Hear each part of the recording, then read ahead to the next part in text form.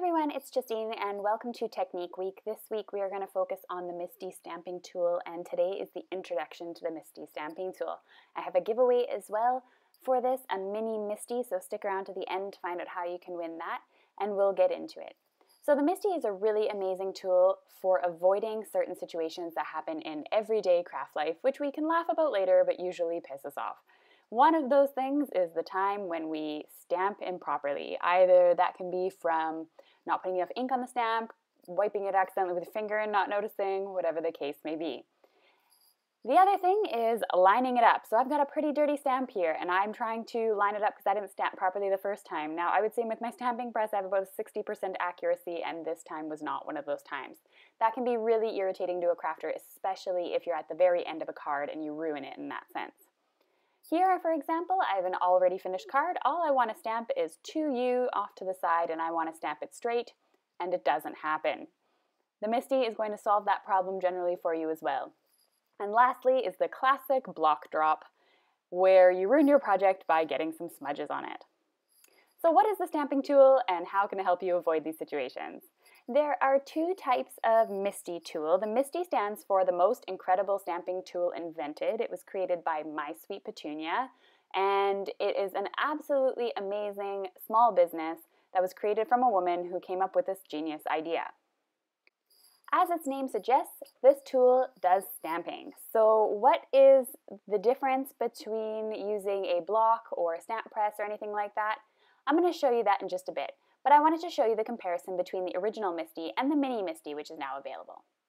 Both of these are able to stamp both cling and clear stamps, your acrylic stamps that generally I think most crafters use today, such as these ones, and both of them stamp them quite well. Now in order to stamp, I'm going to show you a little demo on how the Misti works. I'm going to use the mini Misti today just because it's smaller, more compact, and generally for my comfort level I like to use the mini Misti more than I like to use the original, I would say, but there are downsides to owning just the mini and I'll get to those later. So with a clear stamp, the way this works is you put your card in the corner there, which automatically makes your card base straight as long as your card base is cut straight, and then you're going to add your sentiment onto the card where you'd like to place it. Now, this is really great when it comes to straight sentiments, so that's not really applying to the wish right now because that's not a very straight sentiment, it's a cursive one. But this, for example, this top one here where it says make a, this is going to help you line it up and it's going to show you whether it's straight on your card or not. When you push the lid down, you have grid lines and those are going to be able to show you whether they're straight or not, and that's really great. Now, what's going to happen, you're going to pick up your stamps here and it's going to stamp in this area on your card. You can use a magnet to hold it in place, and all you do is you ink it up and then you stamp straight down onto your card. Now, what you can also do is you can add multiple bases at this point and make 10 of these if you want in a row just by changing your paper out. So I'm going to stamp down. I put a little bit of pressure over the stamp. I like to make sure my fingers go over every part of the stamp to push down. You don't need to push very hard though, you don't want anything to crack. And as you can see, I have a perfect impression. However, if I wanted this to be a more vibrant and dark black, which is what I've been obsessed with doing lately, I'm just going to stamp it down one more time and you're going to see how amazing that is, because it stamps in the same place every single time. In order to use the Misti with a cling stamp, you simply remove the black foam, insert your card, put your cling stamp down, and stamp as you wish. What I really like about this is that cling stamps sometimes are really hard to line up if you need an exact placement. So what I like to do often is put down a piece of transparency, stamp it on the transparency, and see exactly where it's going to stamp first, and then move my card in that exact area that I would like it to be in. I'll show you some more of those types of techniques throughout the week. So as you can see, it just stamped perfectly. So it stamps clear and cling stamps just fine. What is also amazing is that you can add things like a full card base that is too big for your Misti, for example, and you can still stamp with absolutely no problems. And even though you're closing the lid of the Misti, it doesn't create any sort of lines on the card base. It doesn't damage your cardstock in any way. So which tool is right for you? Should you invest in the original Misti or the mini Misti? Well, there are two things that come to mind when I think about my decision to buy a Misti, and one of those is going to be your budget. Obviously, the bigger Misti tool, the original one, is going to cost more than the mini Misti. Now, up until this point, I've used my Misti quite a bit, and there's only one situation in which I would discourage you from buying the mini Misti. The mini Misti can do everything the regular Misti can, but there is one exception, and that is if you are a user of background stamps.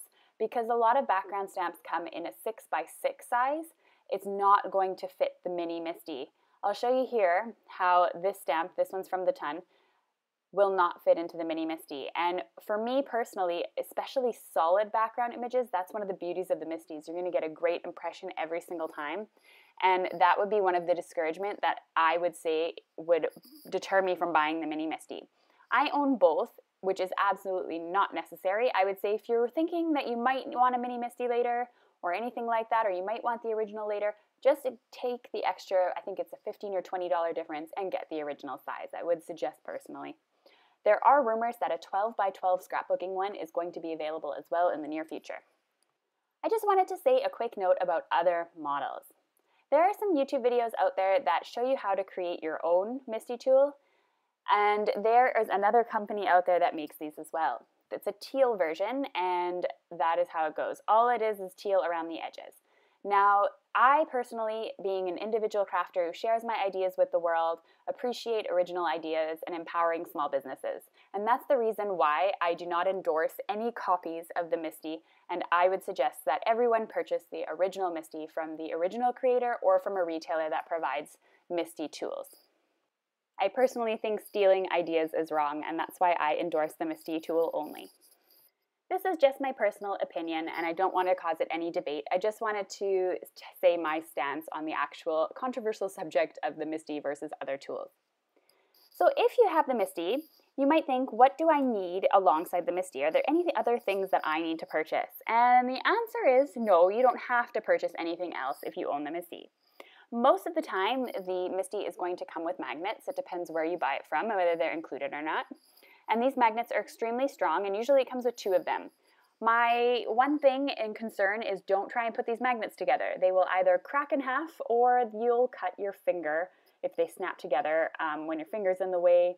I've also cut myself pretty badly on them. And if you do get them stuck together and they haven't broken, all you need to do is sort of slide them off each other, and that will do that. But as I said, these usually come with them, and if not, they're available at the home hardware store. I'm sure a local home hardware store will have them in your area. Another thing that's available for the Misti are these grid pads. These help keep your Misti bottom clean, I would say.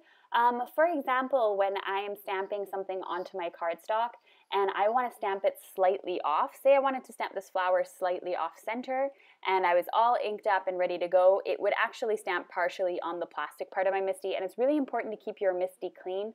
So I like to put down a grid paper. There are also some techniques with the grid paper that I'll show you as well.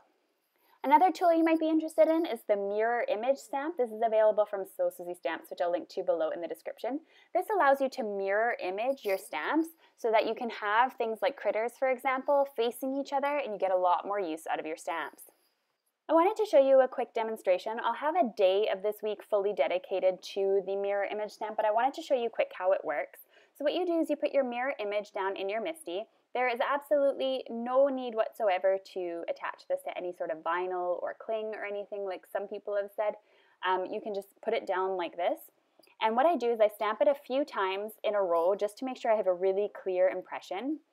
I put down my cardstock onto my Misti in the corner there, push down, rub down, and that's where my dinosaur is going to be.